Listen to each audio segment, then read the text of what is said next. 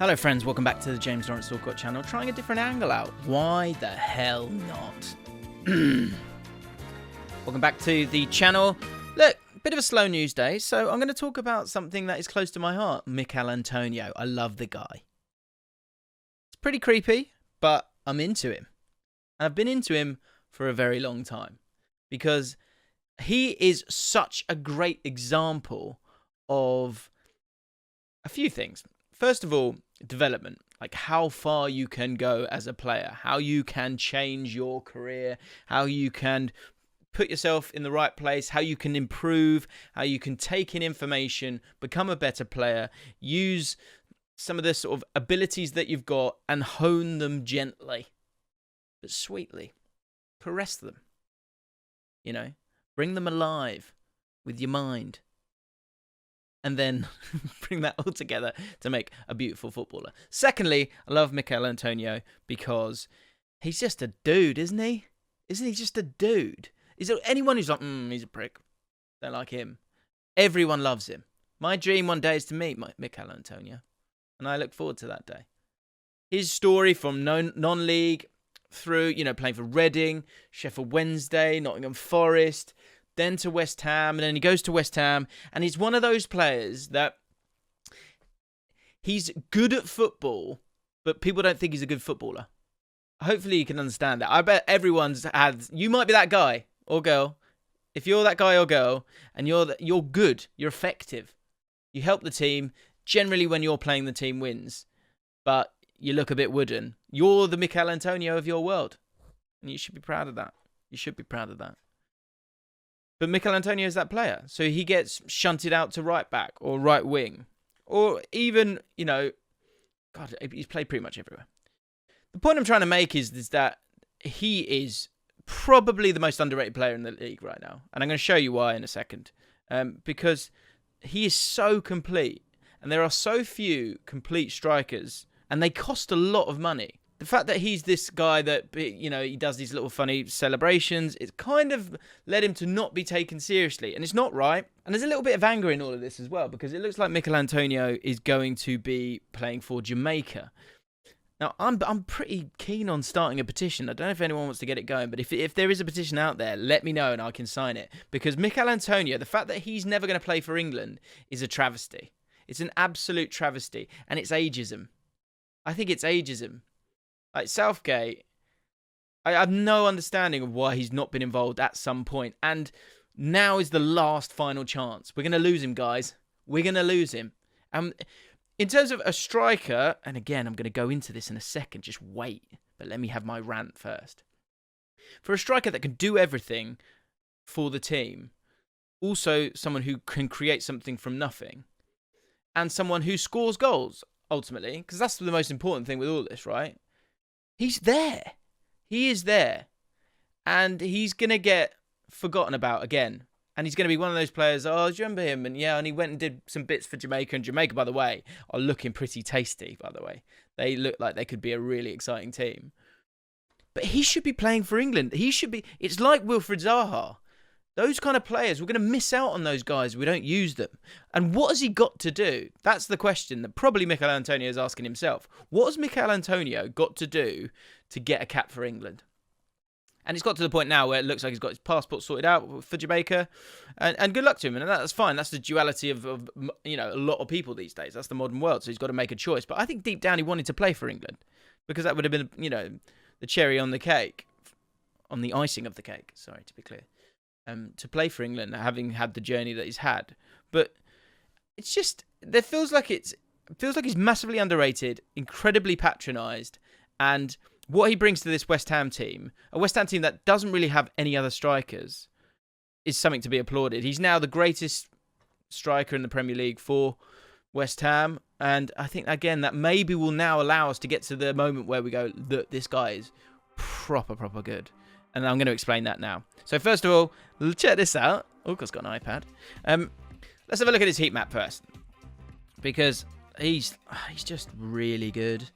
And the thing you get with him is that he works all over the pitch. And that is something that will again be seen as this kind of basic thing that every player should do.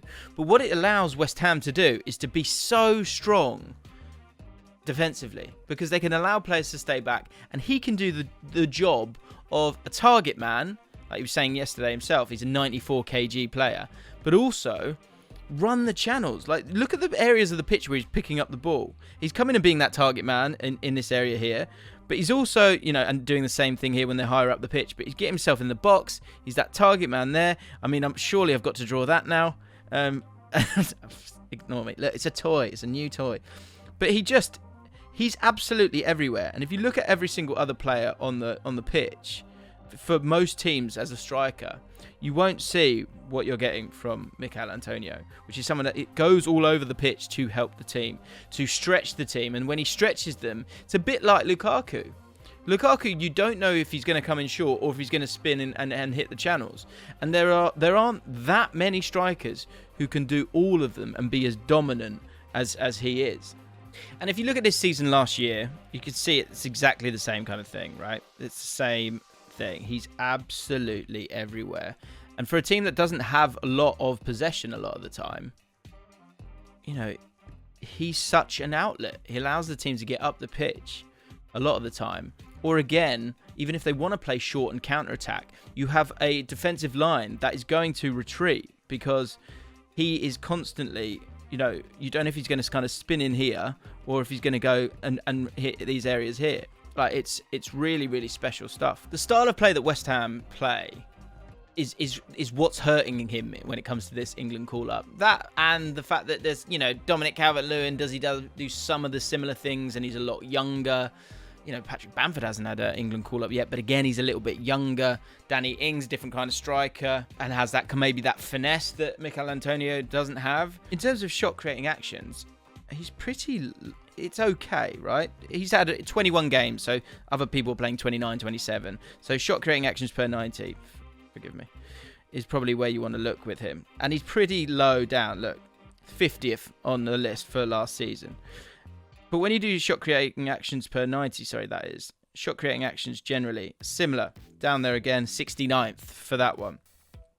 But when you look at his goal contributions and what you're actually getting from the opportunities that he's getting himself, which he's often creating for himself as well, that's when it changes. Goal creating actions per 90, 0.5. So every 2 games, he's creating a goal, be it an assist or a goal for himself.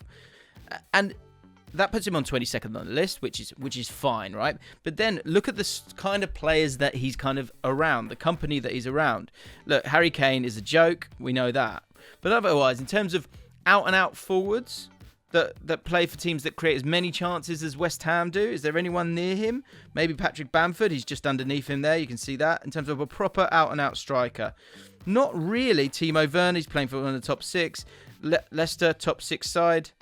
In terms of strikers, he is right up there. So again, the guy deserves an England call-up, or should have had one by now. And sadly, again, we've missed out on someone that could have been of real use to us, because you never know what's going to happen in a World Cup year. People get injured, and to have someone who can deal with the pressure, thrive in the pressure, deal with the responsibility of being a solo target man, he's right up there in terms of offering something for them. And this is the final thing I want to show you, because I think FBref is a really, really wonderful website.